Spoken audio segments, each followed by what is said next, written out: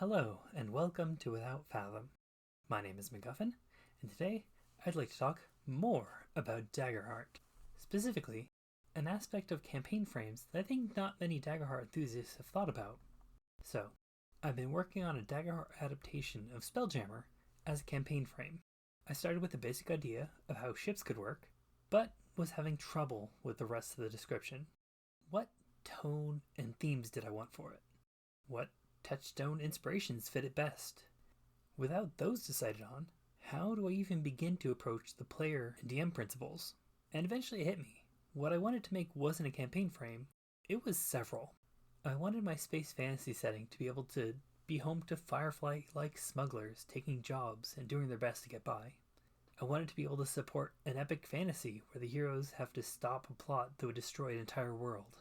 I want to have an option to run it as crew on a military vessel, hunting down cruel pirates and other spacefaring monsters. I wanted several stories that could be played in the same setting. Not only did I want to make several campaign frames, I wanted to make a setting guide. And after that realization, it hit me. Setting guides absolutely should have campaign frames. The campaign frames in the Daggerheart core book are like little snippets of a setting. Here's a place. Here's how things aren't great. And here's how the people of the setting might be different. Good luck! Adventures using a campaign frame are limited by the scope of what is presented, barring the DM doing a bunch of extra work to expand it. But what if something causes the players to wander off the map? What's west of Westeros? What's the Resteros?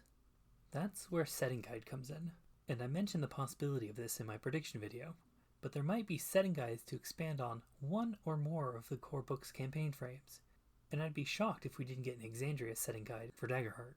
With these guides, we can see a larger picture of the whole world, and then focus in on specific things with the campaign frames.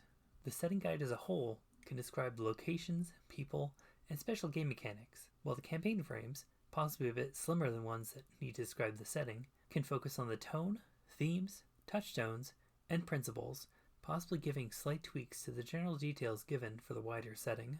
As an example, my space fantasy setting might give some details as to where a highborn character might come from in general, but the smuggler campaign frame was just asking the question of why a highborn character is sailing with a crew of smugglers. Are they hiding for some reason? Are they deep in debt and smuggling is the quickest or only option to pay off their debts in time? And if the players decide to veer off the map, well, there's the rest of the setting. It's still up to the GM to fill it out and make the campaign continue, but it's less work than having to create everything. And when the campaign ends, if the players enjoy the setting and want to continue playing in it, you can suggest another campaign frame in the same setting, explore that world from a new perspective.